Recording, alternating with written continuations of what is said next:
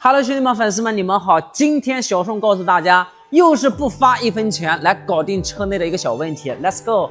来，咱们现在到了冬天，可能会这个问题的话遇到的很少，但是这一点的话也要注重去保养。就像车子的这个方向盘，每一次看咱们一按下来的时候，你会听到咯吱这个异响，是不是？这个异响是什么个问题？我今天小宋教你如何去解决。首先，咱们先点着火，点着火之后，把方向盘转到中间的位置。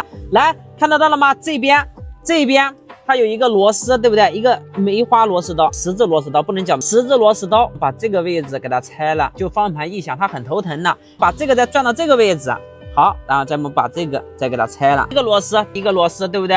两个螺丝，对不对？还有一个是在这边，你把方向给它调上去，给它调到这个位置，在什么位置？来照一下这个位置，看到了吗？总共是3根螺丝，在家里动手就可以解决，不需要去换任何东西的。看3根螺丝拧下来，是不是？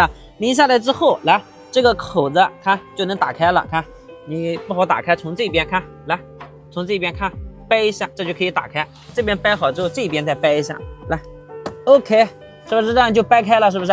掰开了之后，跟大家说，掰开了之后 OK， 这样掰开了是吧？掰开了之后一定要注意，这边的话一定要注意，这边怎么去拿呢？看，把这个位置看，让它这样，先让它裹到最上边，然后这个手把方向盘拧一下，从这个位置看，给它让它掰下来 OK。 看，此时这个壳子就拆下来，是不是？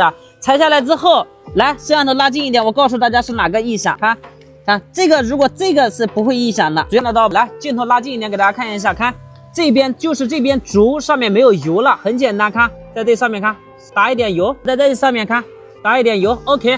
然后还有这个位置看打一点油，好，咱们此时看动一动，听到了吗？一点点声音都没有了。在这个位置看到了吗？再拉近一点，在这个位置抹一点点黄油，家里有黄油的抹点黄油放一点，那这个位置这个轴上面放一点，就这2根轴上面放一点点油就可以完美解决它。你上车一按车子的非常难听的声音，就是这么简单。好，那咱们这一期视频就到此结束了，下一期还想看小宋教大家什么样的技巧，记得点赞关注哦。